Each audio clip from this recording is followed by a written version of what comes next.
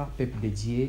Je sais que vous êtes nombreux de par le monde entier en train de nous suivre sur la chaîne Kratos TV. Je suis l'homme de Dieu, Philippe Mpoyi, leader et visionnaire du ministère Son de la trompette ST Ministries. Et je vous invite à aimer massivement, à vous abonner dans la chaîne Kratos TV pour suivre en intégralité nos prédications, nos émissions et les différents enseignements que Dieu a placés en nous afin de bénir son peuple. Et comme je le disais, j'ai reçu l'équipe Kratos TV chez moi et pour que nous puissions partager un enseignement tellement glorieux que l'Éternel nous a donné afin de contribuer à votre édification. Sur ce, rapidement, je vous invite dans la prière, inclinez vos têtes pendant 30 secondes. Nous allons prier pour recommander ces instants prophétiques et glorieux entre les mains du Seigneur. Inclinons nos têtes, prions. Éternel Dieu Tout-Puissant, maître des temps, maître des circonstances, et je suis moi-même très béni et très reconnaissant de ce que tu es en train de faire et des enseignements tellement glorieux et merveilleux que tu nous donnes afin de bénir ton peuple. Seigneur, cet après-midi, nous sommes là pour parler de ta part. Nous prions à ce que tu sois là, que l'Esprit de Dieu scelle et manifeste sa puissance au travers du message que nous allons prêcher, que ceux qui sont en train de nous suivre soient édifiés, touchés, impactés par la puissance de l'Esprit Saint. Dans le nom de Jésus-Christ, je te donne ces instants. En ton nom, Christ Jésus, nous avons ainsi prié. Amen. Amen, amen, peuple de Dieu. Je vous bénis tous dans le nom du Seigneur Jésus-Christ. Et comme je le disais, le thème de mon message, de ces morceaux que je vais partager avec vous est intitulé « La maison de Dieu ». Je disais, le thème est intitulé « La maison de Dieu ». Alors sans pour autant prendre beaucoup de temps, j'aimerais nous inviter rapidement dans la lecture de la parole de Dieu. Et je suis premièrement, et j'ai 3 textes à vous proposer. Et je vous propose, le premier texte, c'est dans le livre de Genèse, chapitre 1er, verset 26. Et le second, c'est dans le livre de Genèse, chapitre 28, verset 10 à 19. Et le troisième, c'est dans le livre d'Exode, chapitre 25, du 1er jusqu'au 9e verset. Je vais lire ces textes principaux qui constituera le texte phare de mon message. Genèse, chapitre 1er, et verset 26, je vais lire dans le nom de Jésus-Christ. Genèse chapitre 1er, verset 26. La Bible dit ceci. Je lis. Puis Dieu dit, faisons l'homme à notre image, selon notre ressemblance, et qu'il domine sur les poissons de la mer, sur les oiseaux du ciel, sur le bétail, sur toute la terre, et sur tous les reptiles qui rampent sur la terre. Je vais profiter, lire aussi Genèse chapitre 2, verset 7. La Bible dit, l'Éternel Dieu forma l'homme de la poussière de la terre. Il souffla dans ses narines un souffle de vie et l'homme devint un être vivant. Et Genèse chapitre 28, je vais lire aussi ça.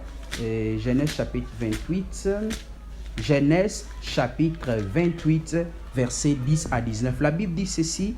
Et Jacob partit de Beersheba et s'en alla à Charan. Il arriva dans un lieu où il passa la nuit car le soleil était couché.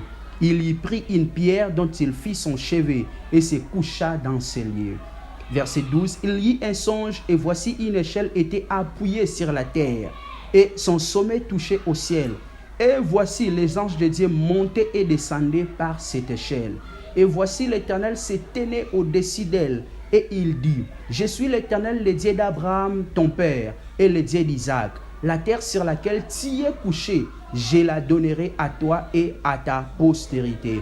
Ta postérité sera comme la poussière de la terre, et tu t'étendras à l'Occident et à l'Orient, au septentrion et au Midi. Et toutes les familles de la terre seront bénies en toi et en ta postérité. Voici, je suis avec toi. Je te garderai partout où tu iras et je te ramènerai dans ce pays, car je ne t'abandonnerai point et que je n'aille exécuté ce que j'ai dit. Jacob s'éveilla de son sommeil et il dit, certainement l'Éternel est enseigné et moi, je ne le savais pas. Il y perd et dit, que ce lieu est redoutable. C'est ici la maison de Dieu. Souligne ça. C'est ici la maison de Dieu. C'est ici les portes des cieux. Et Jacob se leva de bon matin. Il prit la pierre dont il avait fait son chevet et il la dressa pour monument et il versa de l'huile sur son sommet.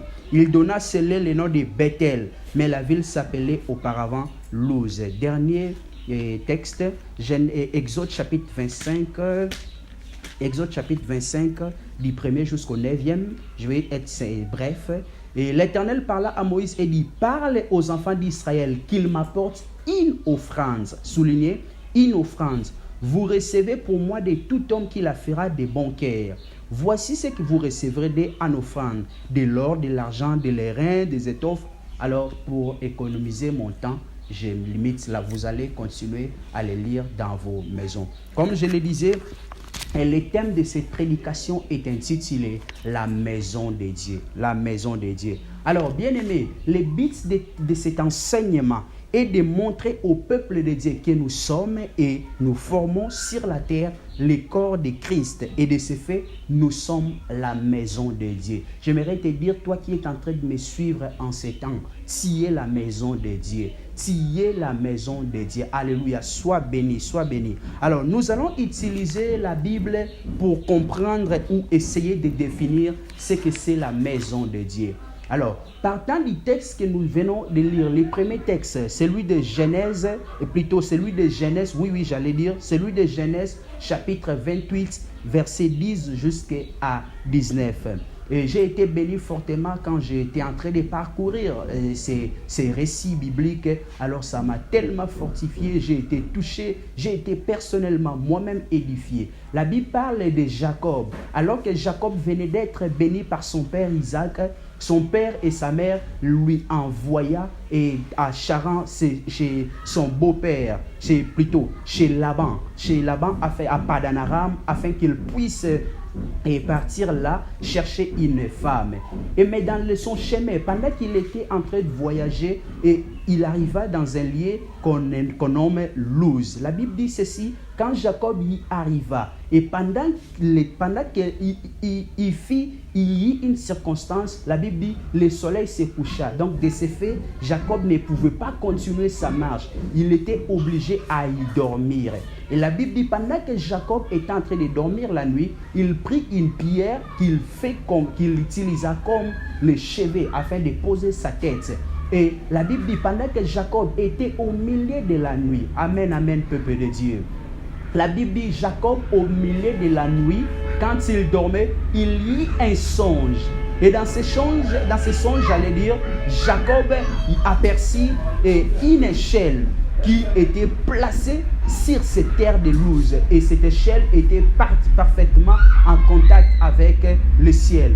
Et il voyait les anges de Dieu monter et descendre. Les anges étaient en train de monter et de descendre. Alors, il écoutait la voix de Dieu qui lui dit, voilà, je suis le Dieu d'Abraham, ton père, je suis le Dieu et je te ferai ça, ça, ça. Et même cette terre sur laquelle tu es en train de te tenir, je la donnerai à ta postérité, à ta descendance. Et Jacob, quand il se réveilla, il comprit que ce lieu était un lieu glorieux. Il comprit que ce lieu-là était une porte des cieux. Alors, la Bible dit, et dans Genèse chapitre 28, 17, je vais définir, la maison de Dieu, c'est un lieu d'habitation de Dieu. Et à notre terme, je peux dire, la maison de Dieu, c'est la porte des cieux. Maison de Dieu sur la terre est la porte qui conduit tout droit vers Dieu. Amen, amen. Donc la maison de Dieu est la porte qui nous mène tout droit vers les cieux où Dieu demeure. Je vais dire à quelqu'un ceci.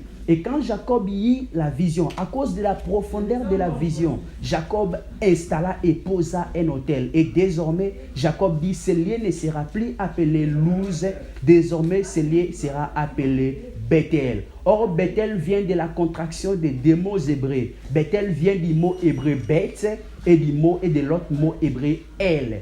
Beth veut dire tout simplement maison et El veut dire Dieu. Donc, Jacob voulait nous dire que ce lieu-là était la maison de Dieu à cause de la vision grandiose qu'il a vue. Bien-aimé, je vais te dire ce soir, je vais te dire ce matin, je vais te dire cet après-midi, à partir de maintenant, tu commenceras à avoir des visions que Dieu te parlera, il te fera voir des choses clairement afin que tu comprennes sa pensée. Alléluia. La Bible dit, Jacob, en arrivant à Luz, il n'avait pas compris la profondeur de ce lieu-là. Mais quand il lit la vision, il comprit que ce lieu-là était un lieu tellement profond. J'aimerais dire à quelqu'un, Luz n'est pas la maison de Dieu.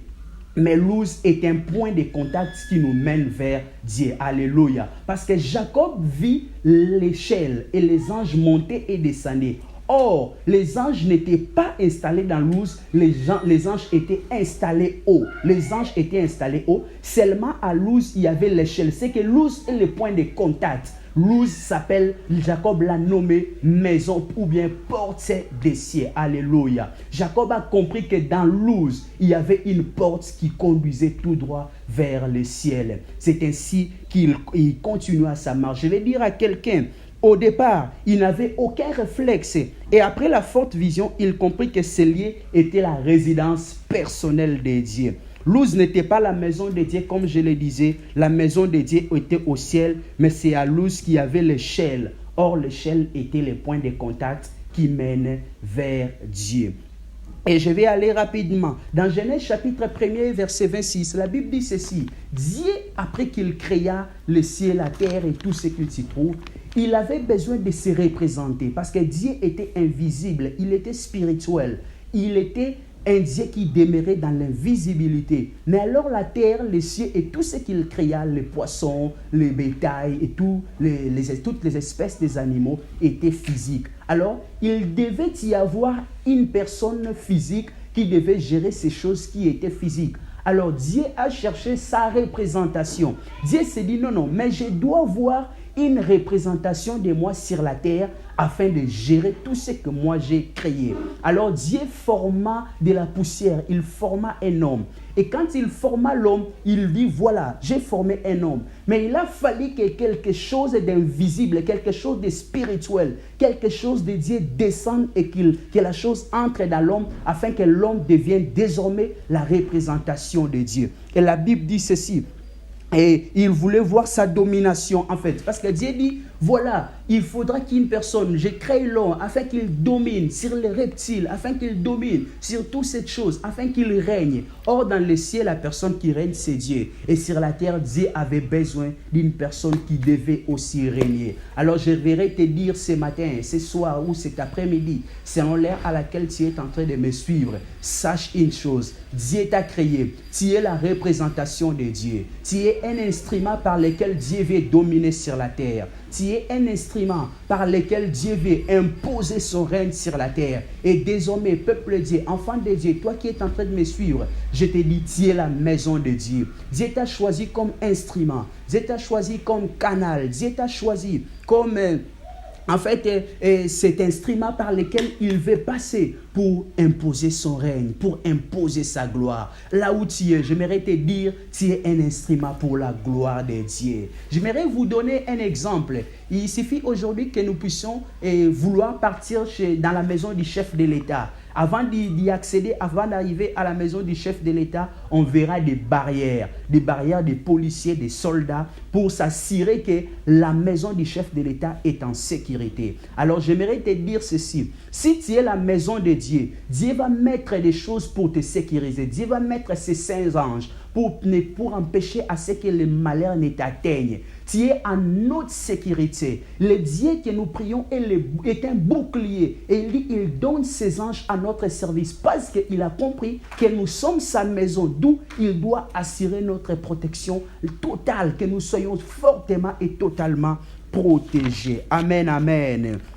Je disais, afin de régner physiquement sur la terre comme il règne en totalité dans le ciel, il a eu besoin d'un homme physique. C'est ainsi que quand il créa l'homme, il souffla les roues, il plaça les roues dans l'homme afin que l'homme devienne Dieu sur la terre. Et j'aimerais te dire ceci, retiens, le corps d'Adam est cette maison qui loge Dieu. Alléluia. L'humain qui loge le spirituel et le visible qui loge l'invisible. Est-ce que tu m'as saisi? Je reprends. Le corps d'Adam est cette maison qui loge Dieu. L'humain qui loge le spirituel et le visible qui loge l'invisible, c'est Adam. Je te dis à toi qui me suis, ton corps est cette maison qui doit loger Dieu. Ton corps est cette maison qui doit loger les dieux spirituels. Ton corps est cette maison qui doit loger les dieux invisibles. Par toi, laisse que les gens voient Dieu. Par toi, laisse que les gens viennent auprès de Dieu. Par toi, par tout ce que tu fais, par ton témoignage, par ton mode de vie sur la terre, laisse que les gens voient Dieu parfaitement en toi. Parce que Dieu est invisible, il est visible au travers de nous, ses enfants. Et j'aimerais chuter par ce texte. Exode chapitre 25, du 1er jusqu'au 9e verset. Et nous allons associer à ces textes le livre d'Exode aussi, chapitre 25, verset 9, Exode chapitre 25, verset 40 et Exode chapitre 26, verset 30. Retenez ceci. Dieu demande à Moïse de faire les tabernacles ou tout simplement les sanctuaires. Il demande à Moïse de faire les sanctuaires selon les modèles qu'il lui fit montrer sur la montagne. Comprenez et retenez ceci. Le but majeur du tabernacle, c'était de permettre à Dieu de résider au milieu de son peuple. Dieu était tellement assoiffé de vivre au milieu de son peuple. Alors il dit à Moïse de dresser un tabernacle, un sanctuaire. Par là, il avait besoin de descendre et de se manifester au milieu de son peuple. C'est ainsi qu'il demande à Moïse de dresser un tabernacle. Et Dieu montre à Moïse ces choses, retenez, à Sinaï. Or, les enfants d'Israël, en quittant de l'Égypte, ils ont marché au moyen des campements. Et ces campements n'étaient pas choisis par eux-mêmes, c'était les campements qui étaient choisis selon la volonté de Dieu. Ils suivaient les mouvements de la nuée, de la colonne de feu et de la nuée. Alors, le peuple de Dieu était en train de marcher, comme je le disais, dans des campements. Alors, Sinaï, dans lequel les campements où Dieu dit à Moïse de construire le tabernacle, c'était le 11e campement des enfants d'Israël. Comprenez qu'il y a eu 10 campements avant que le peuple de Dieu n'arrive à Sinaï. Sinaï, c'est le 11e campement. C'est seulement à Sinaï que Dieu demandait à Moïse de construire le tabernacle parce qu'il voulait habiter au milieu de son peuple. Mais posons-nous une question. Durant 10 campements, pourquoi est-ce que Dieu n'a pas demandé à Moïse de dresser les tabernacles? Mais Dieu demande seulement à Moïse de dresser les tabernacles au 11e campement. Bien aimé, sois béni. Ce message est un message par lequel Dieu veut te toucher. Retiens ceci.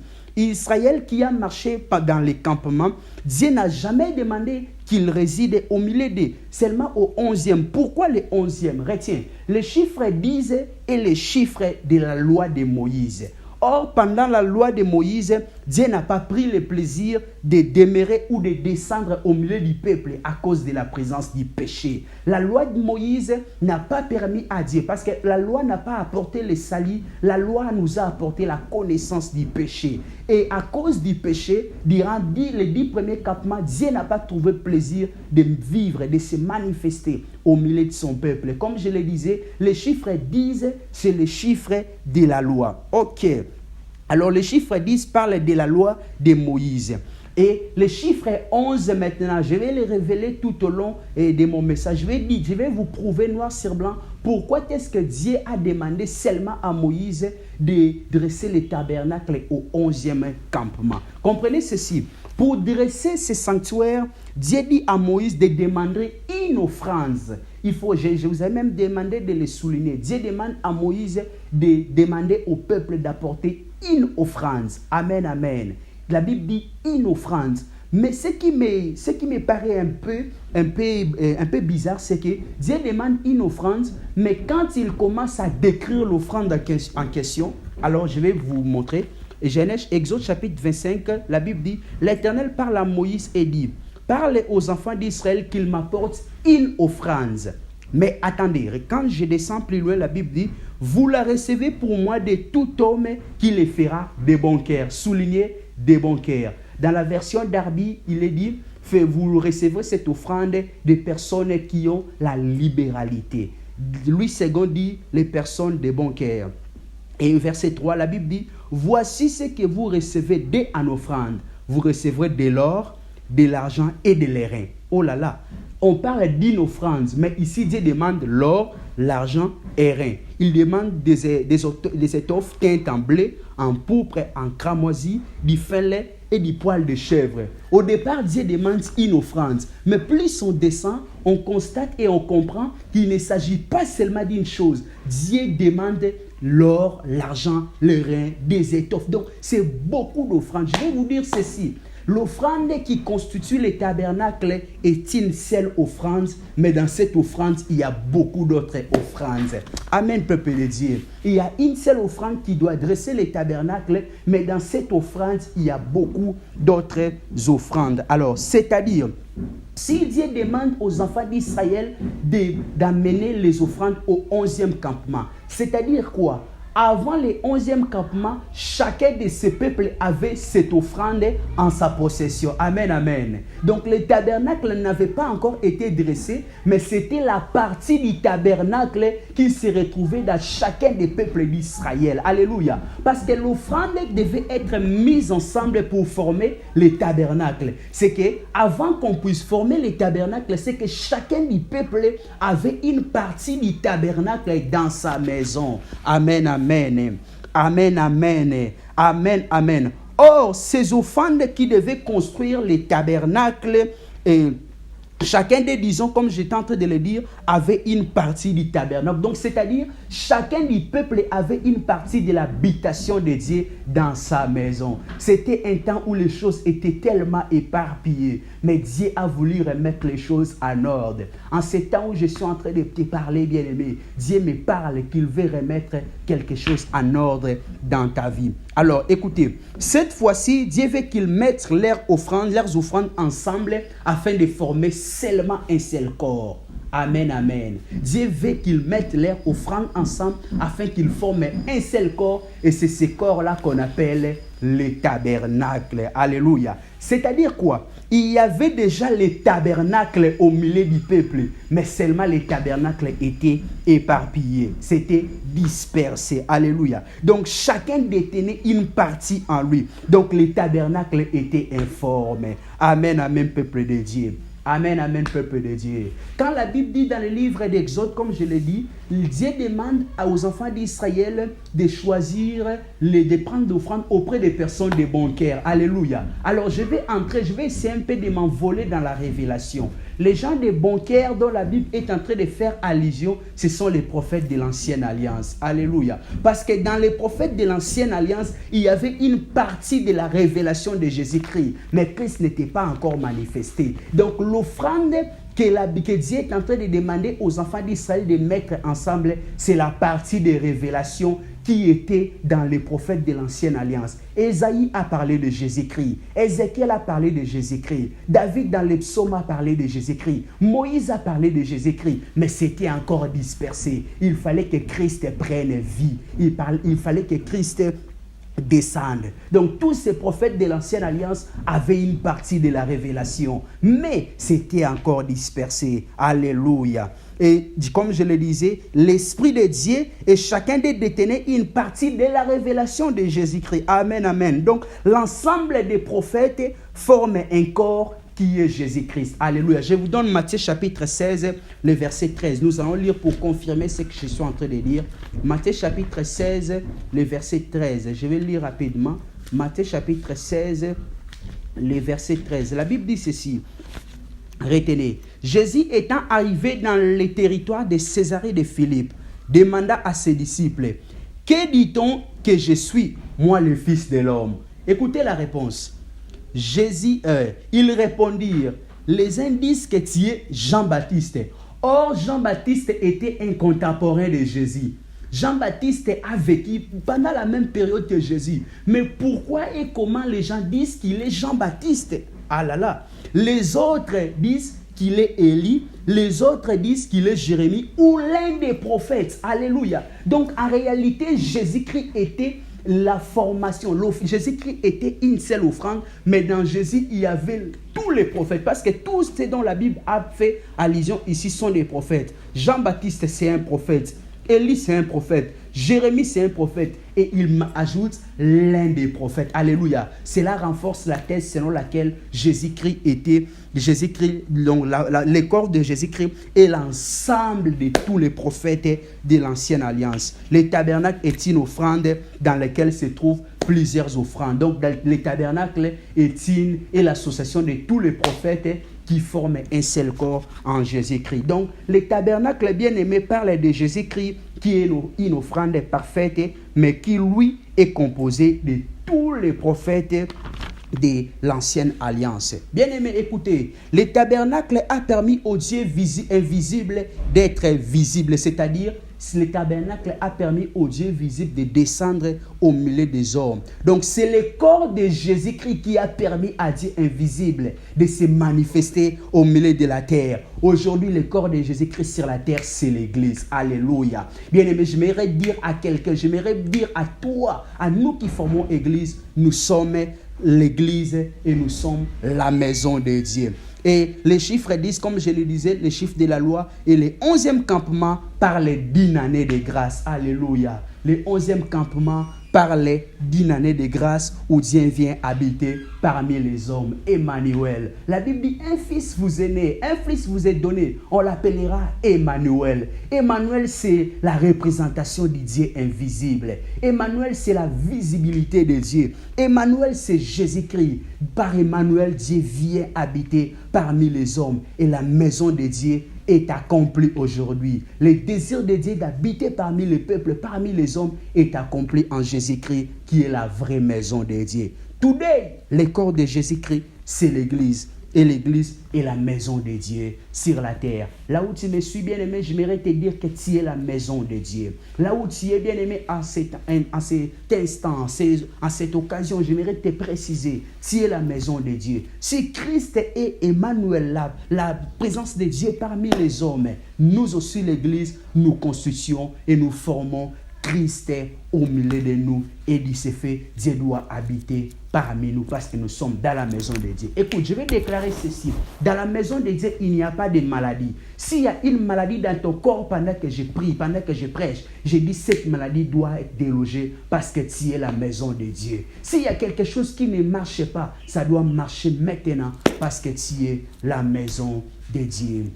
Alléluia, restez bénis, demeurez sous la bénédiction du Seigneur. Que le Dieu Tout-Puissant vous bénisse et qu'il vous accorde la paix. Que la présence de Dieu céleste soit en vous et que tous vos problèmes aient désormais solution. Au nom de Jésus-Christ, j'ai ainsi prêché. Que Dieu bénisse sa parole. Alléluia. Je vais prier, je vais faire une petite déclaration avant de clôturer ces instants.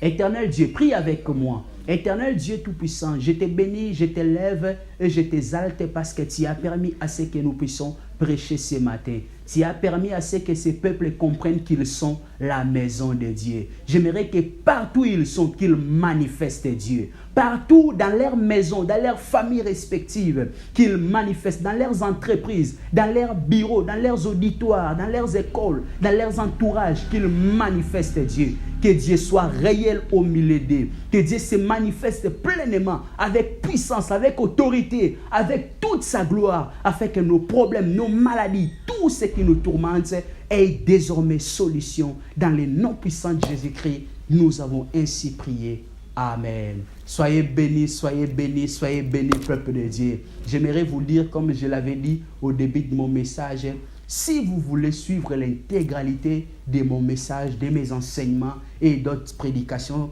que nous allons mettre sur les réseaux sociaux, allez-y rapidement sur YouTube, cherchez la chaîne que je vous ai donnée, cette chaîne, tapez, abonnez-vous massivement. La chaîne c'est Kratos TV. Abonnez-vous massivement à Kratos TV et Dieu ne manquera pas à vous bénir. Soyez bénis, passez une excellente journée, passez de très bons moments avec Jésus-Christ. Restez dans la paix. Moi, je vous bénis. Je suis l'homme de Dieu, Philippe Mpoyi. Soyez dans la paix du Seigneur. Shalom.